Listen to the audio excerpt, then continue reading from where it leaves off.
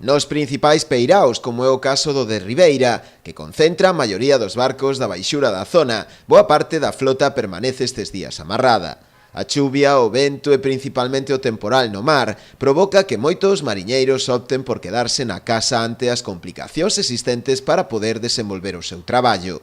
Esta situación estase a deixar notar xa nas principais lonxas, prazas e mercados da zona, aonde non chega estes días gran cantidade de produto fresco, e o que hai aumenta considerablemente o seu prezo. Home, hai pouco, está un pouquiño caro para a época que está, En esta época o peixe baixaba moitísimo, pero o temporal non nos deixa que baixe. Está moi caro e hai pouquiña, pouca cantidade de pescado é moi caro. É pouca xente que veña a comprar tamén.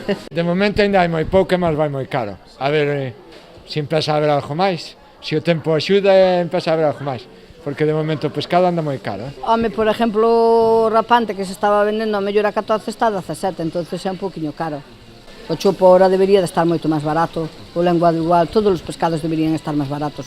O abadeixo que está a 14 euros, nesta época podía estar a 10 ou a 11. Bueno, algo máis caro está, é ao mellor 2 ou 3 euros en kilo comparado antes das navidades, sí. E entonces, ao non haber cantidades, aí é onde encarece o precio, porque isto non se cultiva, senón que ten que vir do mar.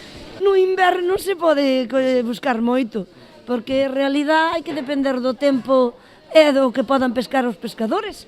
Nesta época, entón, despois do que ven á plaza, pois hai que adaptarse aos gustos de cada un e máis ao bolsillo tamén. As vendas, pois, resíntense nunha época como é xaneiro, que xa de por sí non é demasiado boa. Si, eso xa é todos os anos.